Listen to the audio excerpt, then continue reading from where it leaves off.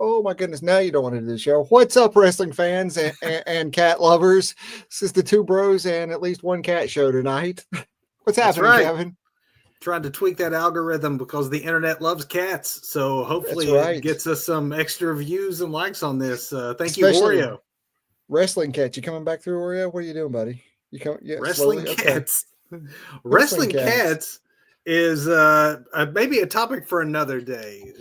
Tonight, Doug, our main event, as weird as this sounds, because we've not had a real show since WrestleMania ended. We're already talking Backlash. I know it's crazy. Is what it is. Yeah. Crazy. With WrestleMania coming a little later in the season than normal this year, the turnaround time is quick. Next weekend is Backlash. That is our main event. We will be talking about that in a moment. But before we do, I'll hit that opening bell. We haven't had our normal format for a while. So, first time in a while, we've done some news, and unfortunately, we have not great news. Obviously, unless people have been living under a rock, you probably have already heard, but we are going to go through what is our least favorite WrestleMania topic, and that is the tradition, it seems, of the annual post-Mania spring cleaning with WWE undertaking a series of releases. And these all started flying around the internet on Friday. We have a slew to talk about, so let me just get through the list, and then we'll big names. Big names on this list too. Names I would not expect to be on this list. So first, let's talk the main roster releases. So these are the folks that were on Raw or SmackDown. They have 90-day non-compete clauses, meaning that these individuals are free agents as of August. That is Shayna Baszler, Katana Chance, Caden Carter, Dakota Kai, Braun Strowman, and Shotzi. So, Doug, maybe it's because of the sheer number. Let's talk the main roster folks first. Sure. The surprises here, I guess in some ways, maybe not a surprise with Braun just because this has happened to him before. Maybe it's a surprise because it's been so recent. Reportedly, his was purely financial. He makes a lot of money. They haven't done a ton with him because of his large contract. That was it. Shotzi, they haven't done much with. I think the other four ladies, I think, are the ones that are, to me anyway, the most shocking from the main roster list. Mm-hmm. Yeah, Dakota, Caden Carter, and Katana. I love those two. I love that tag team. What are you doing? There we go. This is really kind of that irrefutable proof that WWE does not really show much concern for a women's tag team division, because this is one of the more pure female tag teams they have, and they're very good, and they haven't done anything with them a while, and then they let them both go. Man, I've loved Caden Carter since we saw her in Columbus years ago. What was that, 2020? She's fantastic. And yes. Shotzi's obviously very good too. Is a little maybe more predictable in the fact that she'd been kind of sent down to NXT, was kind of a manager really more than she wasn't on like an in-ring performer anymore. And I'd been reading that Baszler was doing a lot with the new talent in NXT too, or working a lot at the Performance Center. So of these main roster folks, I can see any of the women going to AEW. As far as who could land elsewhere, any of these four are young enough, talented enough. Team Shayna Baszler up with Marina and Riri.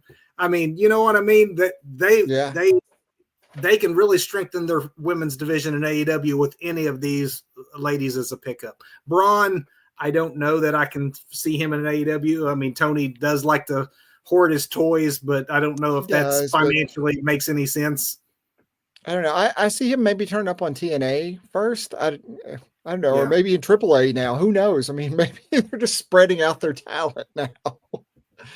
Very, very, very odd, some of those names on that list. And to me, even more odd is some of these NXT names, a lot more on the NXT side.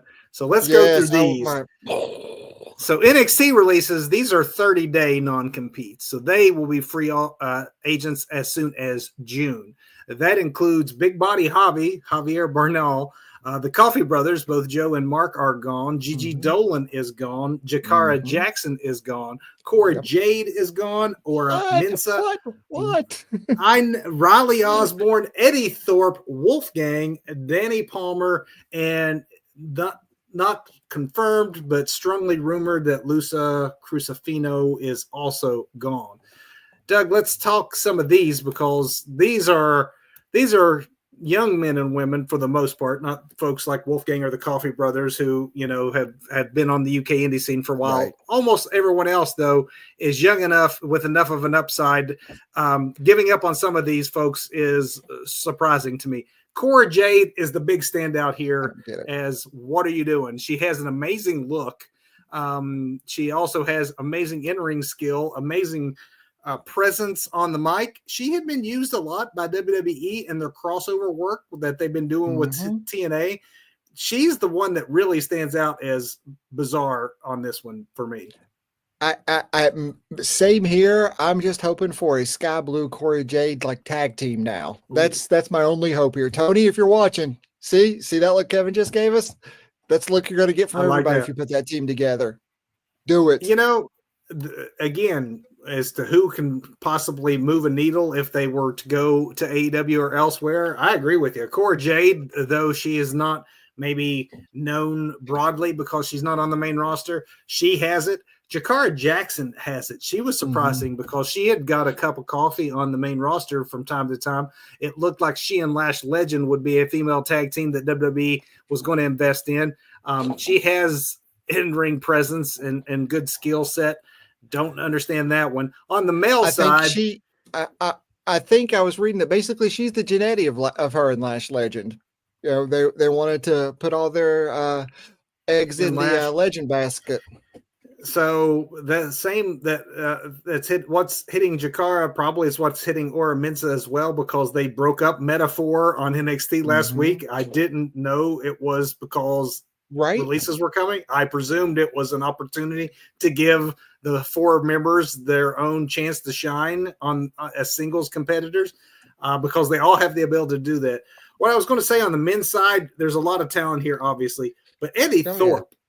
Eddie is one that I am most surprised. I always liked him. I liked his presence. It was a different take on the Native American character, especially when you think back in the history, the way that this would, Native American characters back in the days that Doug and I grew up watching TV all had to have the headdresses and like really play up the stereotype. And Eddie Thorpe had a very nice presentation of his culture that wasn't a stereotype. And I thought this kid is going to go places. They even gave him some pretty big wins in the last month or so, which is part of what makes it extremely surprising.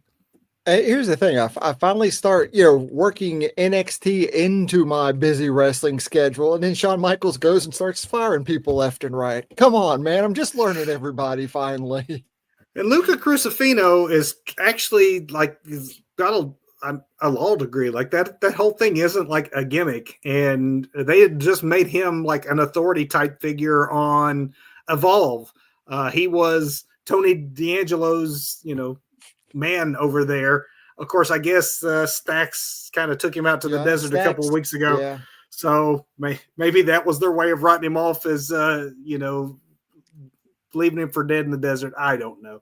Just terrible situation, as always, when it comes to releases. Yeah. Nothing good about any of this. I think the proverbial silver lining here is that there's so much opportunity for these folks beyond the WWE now. Of course, WWE owns a lot of that opportunity with demoting Evolve and AAA and having their hand deep in the TNA pockets. But still, there's still and basically destroying British indie wrestling the way they did.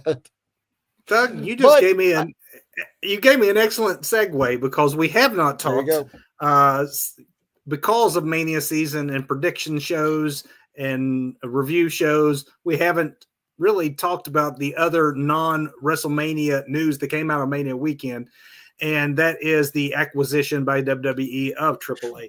We are going to go deep on that in June. We have a show next month. We're going to hit that as a primary target, but just to touch on it, what this means for the wrestling business, not just for WWE and AAA, but what does it mean for CMLL, their partners AEW and New Japan? I know you probably noticed this, Doug.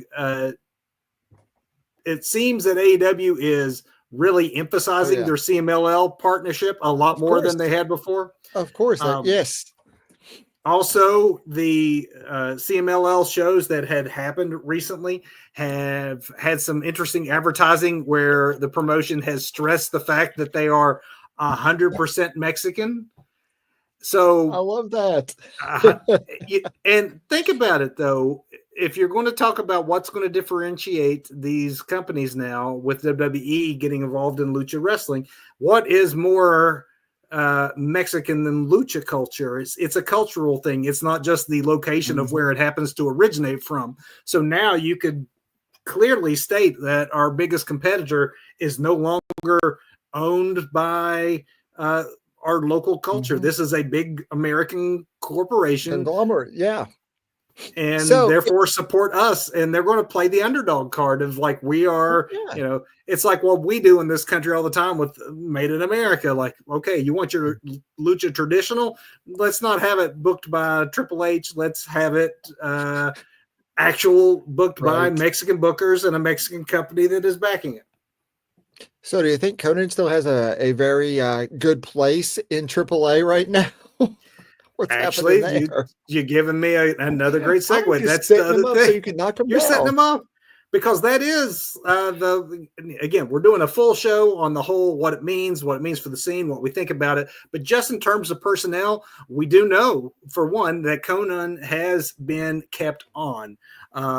He has been a part of Triple A's creative team, and he recently announced that he will be staying on with the promotion, expects to report to Dorian Roldan. Sorry. Roldan. The family name there, the general managers, the folks that had started AAA back in the day, still in the family there. They are still staying on, even under the new WWE structure. Conan also expects that he will be reporting sort of dotted line to Triple H and Shawn Michaels. So Conan apparently is in good now and will stay. What we don't know, and will be interesting to watch it unfold, is what this means for Alberto El Patron, the former Alberto Del Rio. He is the current AAA mega champion, and Patron was famously fired from WWE back in 2014 for assaulting a WWE employee. He's also since been accused of being abusive to his former girlfriend, Saraya, the former Paige, when they were together. He was arrested in 2020 for assault. Those charges were later dropped. In other words, trouble has followed him everywhere. WWE has not wanted much to do with him since his last release, but now they're kind of back, even if temporarily, in the Alberto Del Rio business by owning business. Yeah, they pick up a promotion. Back, why not? I mean, I guess everyone could be forgiven, and I'm sure. I mean, if you're Alberto, you're running out places you can go. So if you have an opportunity to say you're sorry and make nice, and they would be willing to play ball with you, I think you probably should attempt to do that, because you're running out of places you could go that WWE isn't going to own. So don't get yourself blackballed from the industry by staying on their bad side. If they offer an olive branch, grab a hold of it, I would say, if I was Alberto. But it will be interesting to see how long he remains champion as WWE gets more and more involved in, obviously this deal is not finalized. It's expected to actually close sometime in the fall, but we have an event coming up here in a month that is co-branded. So we will have to keep a close eye on this, and we will. But isn't it co-branded with NXT instead of like main roster? And that is probably how this relationship is going to play out, is that AAA it probably says a lot about where they view AAA in comparison to WWE's main roster. They probably view it more as being in league with NXT. The original Worlds Collide event was a very famous pay-per-view back in the day that was a co-production of Lucha, AAA and WCW. When you really first started to see Lucha on the American, radar of the wrestling scene, unless you were just a diehard lucha fan. This is a lot. Oftentimes, ground zero, it's, often pointed to as where you started seeing your Rays and your Eddies and those folks in, by American eyes. So again, we will break this down a little more closely when we get to Worlds Collide, and it becomes a little more clear how WWE is planning on handling this new relationship. Yeah, interesting stuff. Lots to come on this one.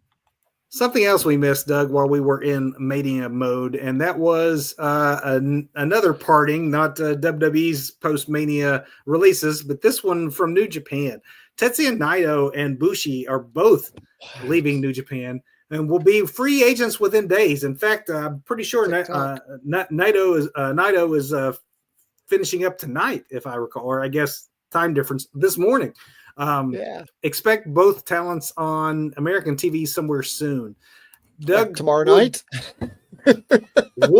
Would WWE hire so fast after? Is this a cleaning of the deck to make room for call-ups, new signees, talent, or is this a sign that both of these guys, Naito especially, might be more likely to be AEW bound?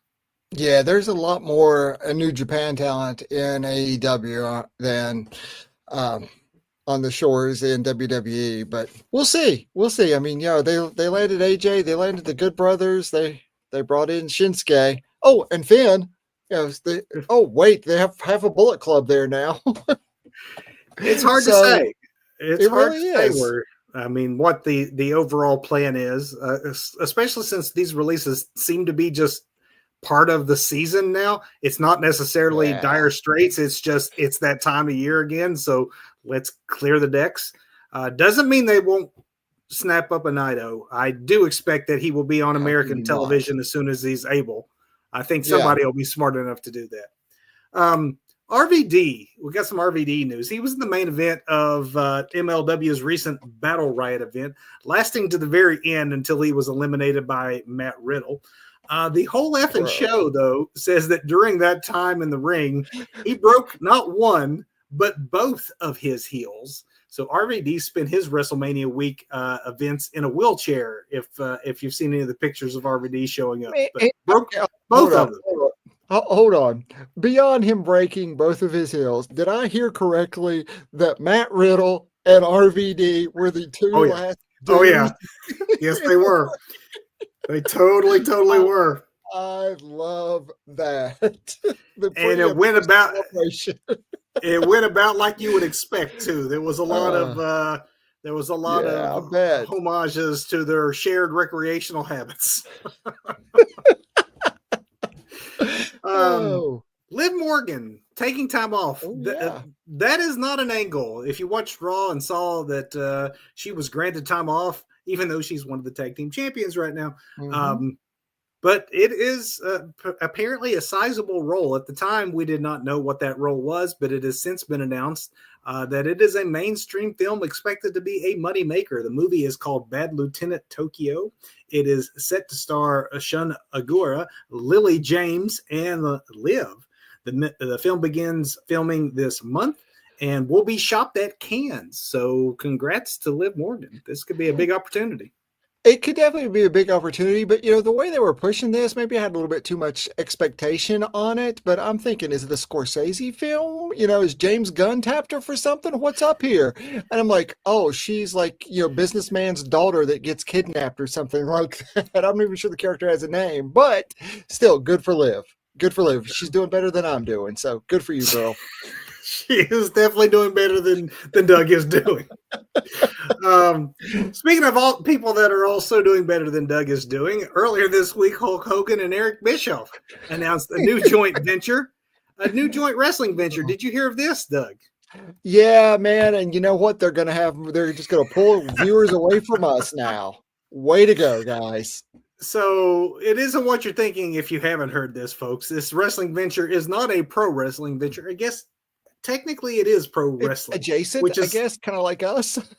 Well, no, because it's professional wrestling of amateurs. Like, that's where it gets confusing. You can't call it pro wrestling because we all think of sports entertainment. But apparently what they've announced here, the Real American Freestyle Wrestling League, really creative name, is amateur wrestling, except they're getting paid for it. So essentially it's the collegiate Olympic style of wrestling. Maybe that's the better way of putting it, except it's a shoot thing. It's not a scripted thing, but it is a professional thing in style, in that they think that it will be able to be a successful moneymaker with money on the line. They're going to have men's divisions, women's divisions in various weight classes is how they're going to be divided up.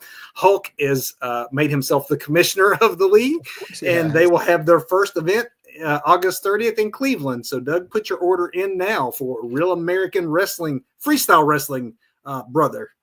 Hey, I've got some relatives in Cleveland. Maybe we can cash in on that family relationship and catch it. This has been something that has been tried a time or two, to take amateur style wrestling and professional, make it paid for the athletes. It's never taken off. I don't know that I would expect Hulk and Eric to be the ones to finally do it, but we will see. Best of luck to both of them.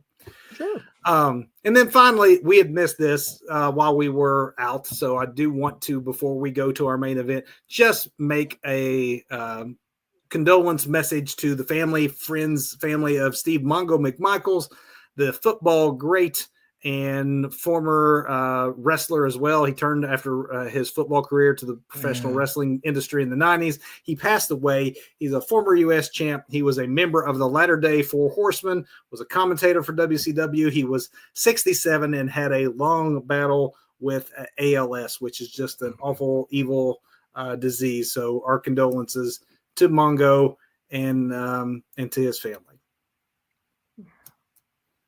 And with that, Doug, let's move to some happier topics, and that is it's time for the next pay-per-view.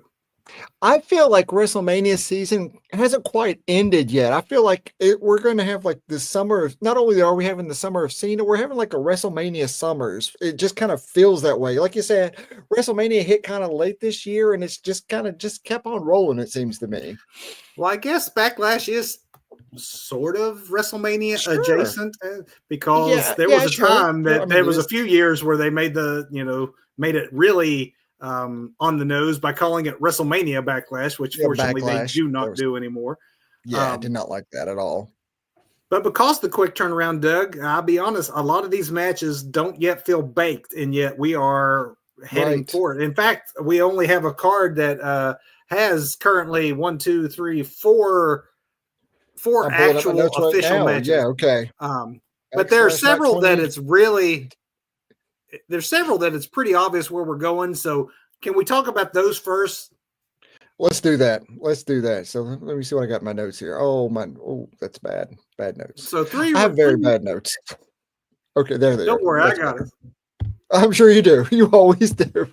Thank you. There's two of these rumored matches that I think are almost definite to happen. The one I'm not as sure if they'll go ahead and go with, I'll talk about first, and that is a tag team match.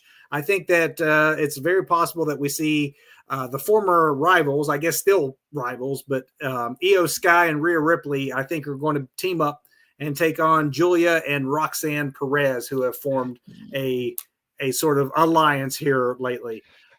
Welcome to the main roster, Julia, by the way. It does appear that her time in NXT will be short, and obviously Roxanne Perez has been threading that needle of back and forth between NXT and the main roster. I hope now that we're post-Mania, this means Roxanne is permanently on the roster. Obviously, we've had some dust-ups involved with all four of these women. Don't forget, Julia and Roxanne Perez actually had a match on the very first episode of NXT on the CW. So they are also former rivals, the way that Io Sky and Rhea Ripley is. I think that we get back to Io and Ripley for the title. But in order to do that, I think that we have this uneasy alliance between these four women. Doug, if this match happens, I think that I'm going to go with the heels on it, because I think that will further the storyline between Io and Ripley, even though Io and Ripley are the bigger stars in this scenario. here we go. Those two grumpy old men like agreeing on all the matches again. But yep, let's see what we can do this time. Yeah, heels all the way, man. All the way, especially, since they're so fresh, these aren't like girls that they're going to just squash. These are girls that are going to be getting over and going on to, especially Julia. I mean, Perez as well, but Julia is golden. And I mean, both these women, I think, will stand more to gain by beating Sky and Ripley. As weird as it sounds that anyone can beat Sky and Ripley, I think their dissension will lead to their downfall if this match were to get booked. One match that is definitely is getting booked is it's very obvious based on the last episode of SmackDown who the next challenger for Tiffany Stratton, actually the first, I guess, post-Mania challenger. Tiffany is moving on from Charlotte, no rematch there. Nia Jax attacks Tiffany Stratton. They have a background history. Obviously, Tiffany was a main roster addition as the second to Nia. There's still a story to finish there between these two. I think it makes it very easy to take these former friends that are now obviously foes, and in the short time you have to promote a Backlash, this is a very easy feud that was on the back burner for Mania season that can be reheated up rather quickly. Yeah, this was one of those that closes the loop, gets Tiffany another win, and just kind of sets her on, pushes her onto her path for freedom. So I don't have to ask you who you think's going to win. No, we all know how much I love Nia, especially her in-ring work. But this was going to Tiffy. It would make no sense to stall Tiffany Stratton's obvious momentum at this stage with a huge signature victory at Mania over one of the greatest of all time by having her turn around in 2 weeks and lose to Nia Jax. Lose to Nia Jax. I'm with you. And this next one is also going to happen, even though it's not official yet. But I think this one is exactly the same as the Tiffany Stratton Nia Jax situation in that your champion needs to start building a resume. And so who's the first, who is going to help build that resume? That is your new world champion, Jey Uso, facing his first challenger. It's going to be Logan Paul. Logan Paul was victorious at Mania as well over AJ. So they're both coming off big wins on Mania weekend. But Paul has, called out Uso on the most recent week of WWE TV. They were landing cheap shots on each other throughout that night. It's another easy one to book because you have a new champion and you have Logan Paul who can come off of a Mania victory, saying that this is some sort of I guess a coronation to take him to that next main event level against Jey. There is no doubt that at some point Triple H is going to put a world championship on Logan Paul, but Backlash 2025 is not the place where he's going to do that. He has a newly minted Yeet King there that, still has a lot of merch to sell. So that's what I was going to say. You're not going to hurt those merch sales this early in Jay's title run.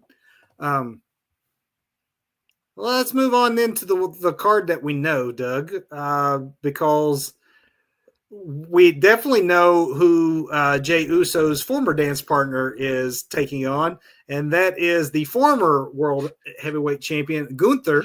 I guess if you don't consider Logan Paul a wrestling celebrity anymore, this might be the first wrestling celebrity on the card in that Pat McAfee has defended the honor of Michael Cole, got himself beat up in the process by Gunther.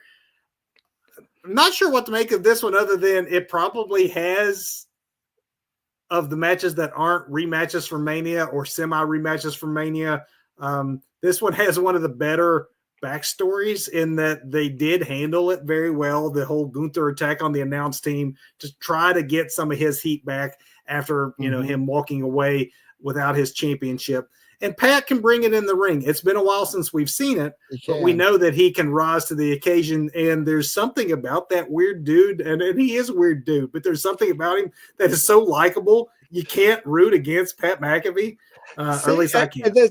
Yeah, and that's just the thing because McAfee, and I've ate crow on this show before talking trash about McAfee back in the day when he had a program Yeah. going on with Adam Cole. Yeah. That's when I learned, what was what with McAfee. So McAfee will bring it in the ring, but do you think that at the 100%. end of the day, this is just some sort of construct to get Gunther a little bit of more heat back and Yeah. to get McAfee off the air Absolutely. for a while? And because I think at the end of the day, Gunther comes out on top of this, and McAfee maybe goes away for a little while, maybe comes back around. Well, I would say SummerSlam, but that's what, 10 minutes after Backlash, the way things are going this summer. I haven't heard anything about McAfee going, Neither have taking I. some time, but so I don't know if he goes away. I definitely think that this is a rehab effort for Gunther, who lost steam in his championship defeat. But I expect Gunther to not squash Pat McAfee, but I Right. think Pat will do the hope spots and get the crowd hyped up because, again, the crowd really is into Pat, and they really, are. And I think they'll put on an entertaining match, but I think Gunther will probably send Pat McAfee to the hospital and send Michael Cole into histrionics, worried about his broadcast partner. And that's the thing too. I don't think if you want to keep Gunther's credibility, Gunther has to win or somehow get like some sort of wacky face screw job ending here, where the face comes over because there's some double intervention or something wacky happens, which I don't think is going to happen. But if you want to keep Gunther credible as a performer, you got to give him a win here over, again, because at the end of the day, McAfee is the celebrity wrestler, the announce guy. You can't let one of your performers lose to that. A part-timer isn't going to beat one of your best pure heels, or shouldn't, especially if you have any inkling to invest in Gunther down the road. He needs to not just win. I think he needs to be dominant. I think they did a good job of showing where they're heading with this by the way that he so viciously took out an announce team rather lawlessly. I think they want that kind of Gunther back at the top of their card, and in order to do that, McAfee might go out on a stretcher, not just out with a loss. Yeah. Doug, we don't have a lot of surprises on this show so far, even with the ones that we expect to happen. We expect retainings of championships. So this next one, I think, is going to be the one opportunity they may have to deliver a title switch for us. And that is the Women's Intercontinental Championship, where Lyra Valkyria is defending against her former friend, recent enemy, the returning Becky Lynch. Becky obviously came back at Mania. They had a night where they were the tag champs, and then lost them the very next night on Raw, sending Lynch into a fury of attacking Lyra. Becky was gone for almost a year, and I don't know that Becky comes back and loses in her first singles contest. She's the bigger star. I know they've invested in Lyra, but I think that Becky shows up her mentee in this scenario and walks away with the championship. Unless Bailey intervenes, because Becky took her out, straight up said, I did that. So, if nothing else, we get, some Bailey music at the ramp, and Bailey comes out enough for like the surprise roll up or something simple like that. And it's just that simple, which then, starts a whole other program. Of course, that's just me doing some fantasy booking. I know. I don't think you are. I think that a Bailey Lynch feud is where they're headed to, and I'm sorry, Lyra, that you are the link in a chain to get them to that. I just think that because there's no other scenario on this card that I see a title changing, that they may do it here because Lyra's still young enough that they feel she could recover, and people view Becky Lynch as main event. And honestly, Becky may be above the Intercontinental Championship, and I don't mean any disrespect to the Intercontinental Championship, but it would give her and Becky something to feud over. I'm sorry, her and Bailey something to feud over. Sure. Yeah, I was thinking about that too. Heading towards SummerSlam, we've got some time to build to a title match there if Becky does win. I'm still going to go just for Lyra's sake. I'm going to go with Lyra gets the surprise roll up off some Bailey's music hitting or something like that. Just this, not an actual intervention, but just a split-second distraction for the man to lose the 1, 2, 3. Okay. Well, I like Descent. I like that we have some matches that we call differently, right? Because I don't believe that we will call these last two differently. That they are both title matches as well. I don't see changes in either scenario. Let's start first with the new United States champion, Jacob Fatu versus Drew McIntyre versus LA Knight versus Damian Priest.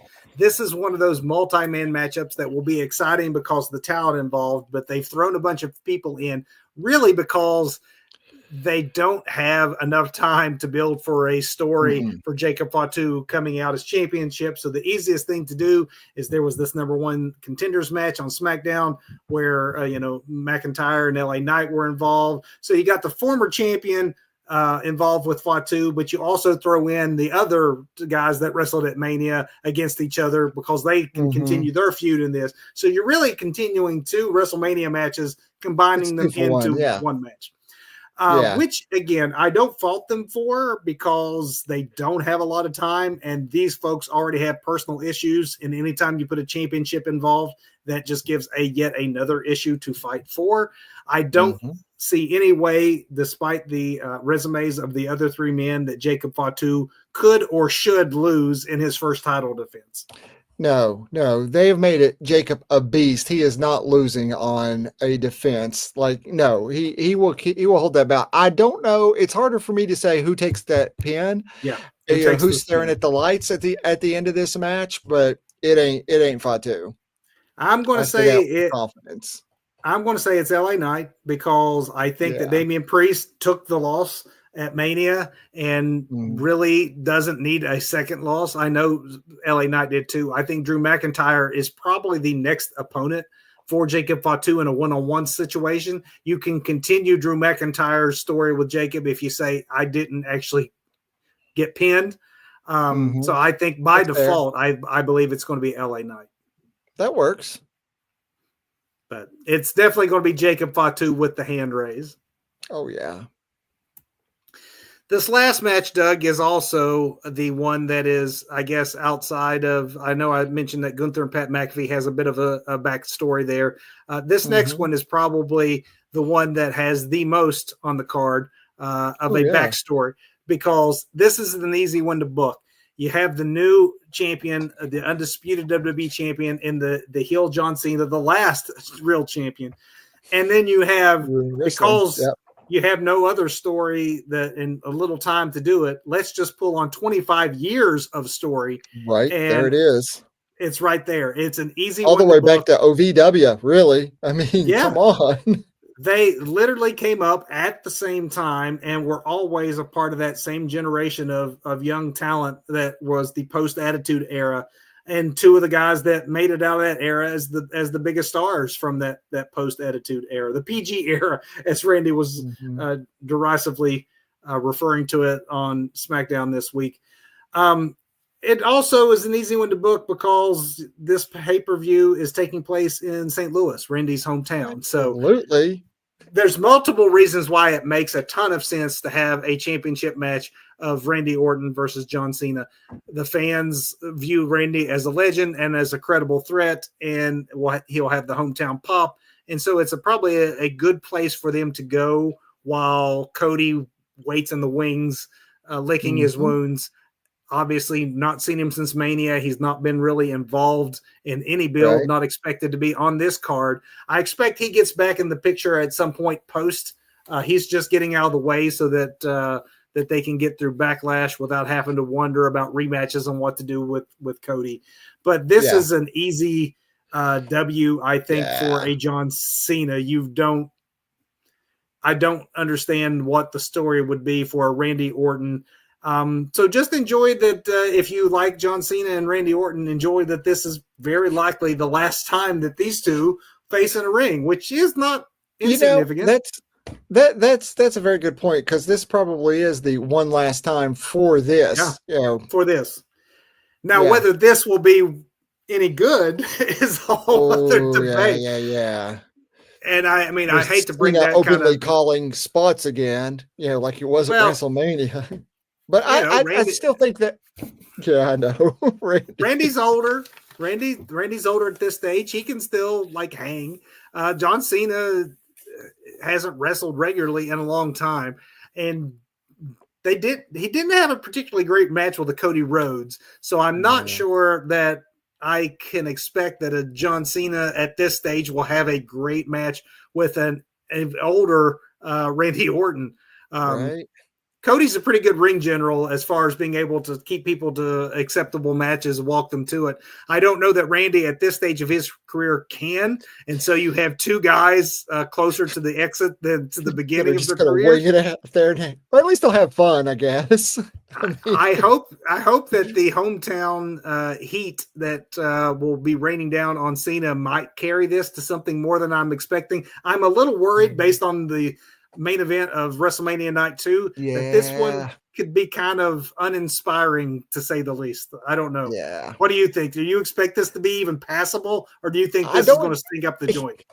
I don't expect a lot, but I like Randy's work recently. But Randy's been working. I mean, Randy's been working with KO. So, Well, yeah, exactly. Would Randy and so KO have a great match had that happened at Mania?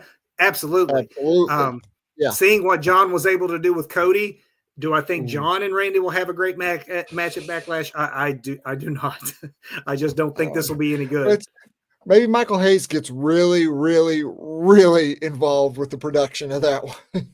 Though, it does bring up that point, and it will be something that they will have to contend with for the remainder of this John Cena run. If that's all that he has left to give, we might have to think about how to structure the matches, who we put him in the ring with, so Yeah, that we don't, end up with a turd in the punch bowl at the end of every premium live event, right. which is kind of the way it felt at the end of Mania. Like you could Absolutely. appreciate the moment, but it was like, oh wow, that was such a great possibility in a build, and then that was the match. That's Yeah, yeah. I tried hard to sell it as, but he's ruining wrestling. A lot of this stuff was intentional, but yeah, I maybe can only with lie to myself about wrestling so often for so much time. reps, Cena can roll back the clock a little bit, might maybe have a Sure. better performance as we move on. But this one could be, as Jim Ross used to say, bowl and shoe ugly. Mm-hmm. It But could be. bowling shoe ugly or not, I do believe that there is no way that John Cena does not win. So there is that. Yeah, no. Cena is winning for sure. Do you think there's anything that we haven't talked about? Any surprises, left field turns? Like this is such a straightforward looking PLE at this point. It really They is. have to do something to inspire because they know that they got a little bit of bad press coming out of night 2 of WrestleMania. So I'm sure everyone involved is intent on having a great backlash, and it could be a really good card, but I'm not seeing anything that would So necessarily surprise me here. I'm not. I mean, I'm not sure where Rock is right now, but we're not even talking about Rock, so I It's don't think true. we get any teases of that. God, I hope we don't get any more Travis Scott, showing up again, or even hinting of that, because that's not going to make a lot of old marks go, oh, yeah, I've got to see this now. I don't know. I mean, Cena, they're waiting to pull a trigger on Cena for the go home of SmackDown, right? So, he's not going to be on Raw tomorrow night, because that'd just be one more, Yeah. you know, one more to Taking knock off the off the tally clock. board. Yeah. Yeah. So they hold on to him for the go home for SmackDown, which is like the night before the PLE. So I don't know. We'll Not see sure what's what that. tricks. Yeah, we'll see what tricks they may have up their sleeve, but right now it kind of looks a little uninspiring overall. Mhm. But I hope that we're wrong, and it maybe Always. the bar is so low that it will exceed our expectations for that reason alone. Maybe so. We will see. Big And with finish. that, we got a big finish which we've not done a regular big finish in a while, Doug. We did a WrestleMania one on our last show. Yeah. So let's talk about the week that was and start with a botch of the week. So I'm going to back it up a little bit here. I think this would have been last Sunday, or maybe anyway. It's a bit back in time. We haven't got a chance to discuss it, but talk about Bowling Shoe Ugly. Did you catch the X Division match at the last PLE for TNA? Did you see any of this with the high spot? Oh my gosh, there's like 1,000 dudes ready to catch a guy that's diving from like 2,000 feet in the air, right? Goes all the way. You know how the X Division is, how they have like the big X in the center of the ring, right? Oh, yeah. So you got Matt Cardona, Moose, a whole bunch of people I don't know, two huge dudes who are going to do the catching. And you got this dude that shimmies up there. Everybody else is on the ground. I think Cardona went to get a cup of coffee and then came back. I don't know what happened to him. But this dude does this beautiful like 450. I'm sorry, I'm forgetting his name.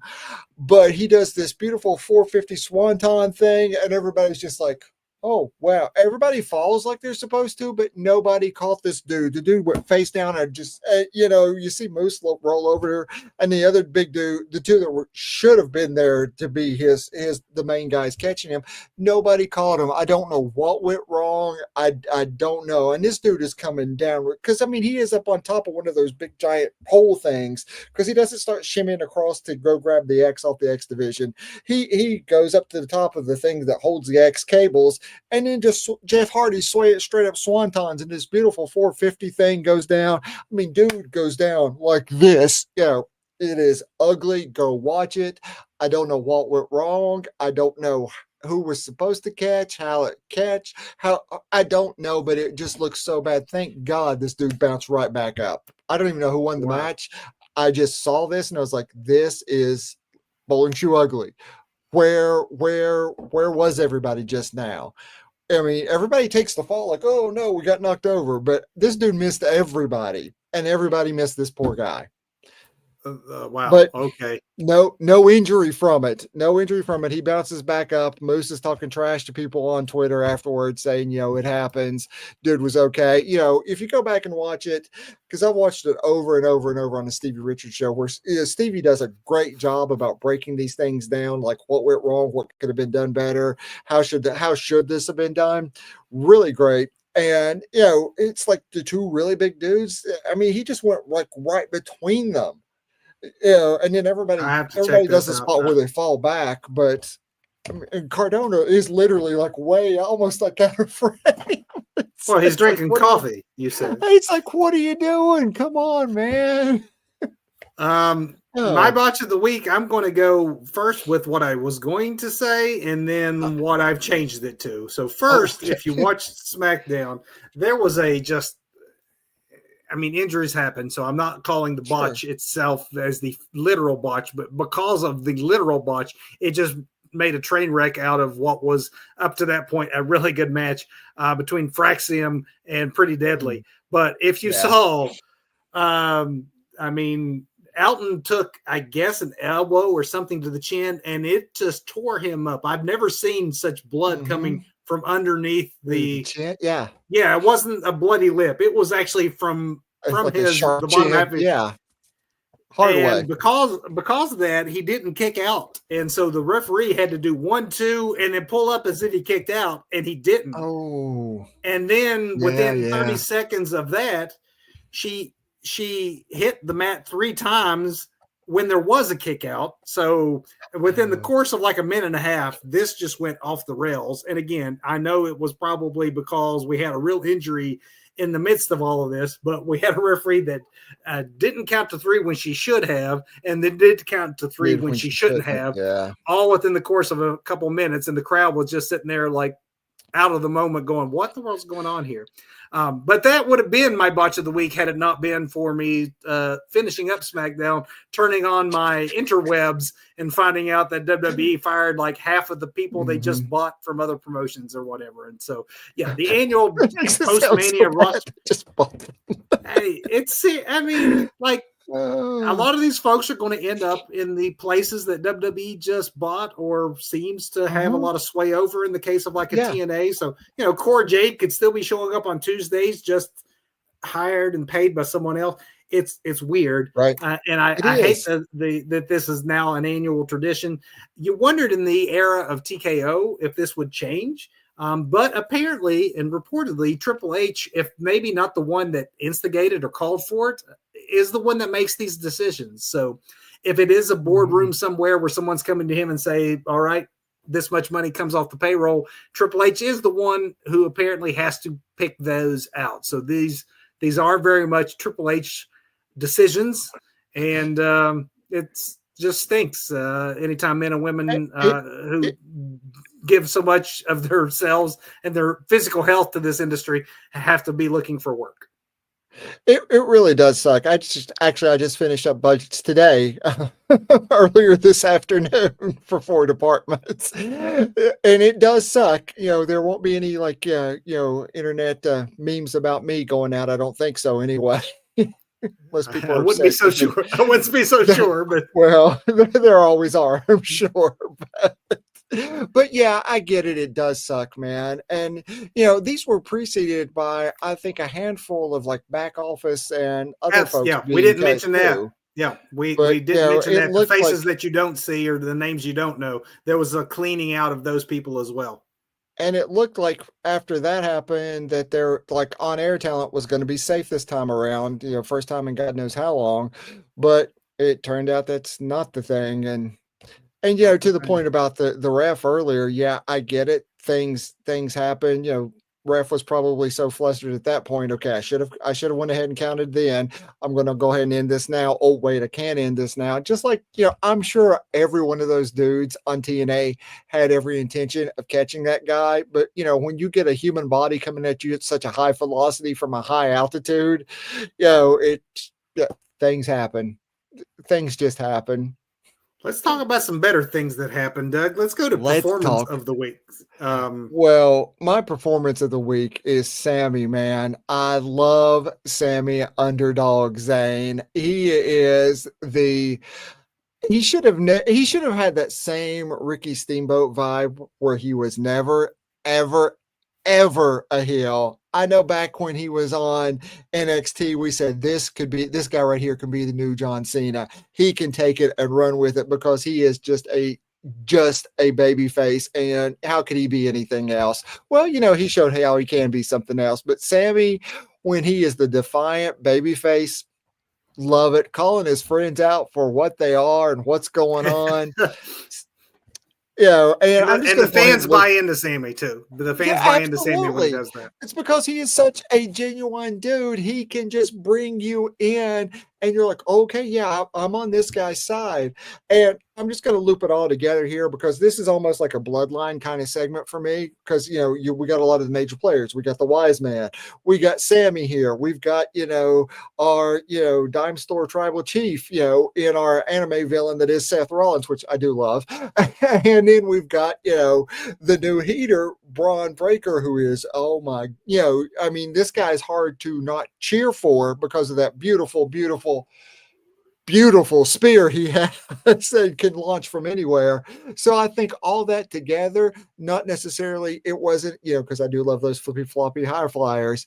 It wasn't all that, but it was all that it needed to be with the match, the Sammy, the Braun Breaker of it all, the Seth breaking it up after the fact. Go, no. There are some people who deserve our respect, and this is what happens to them.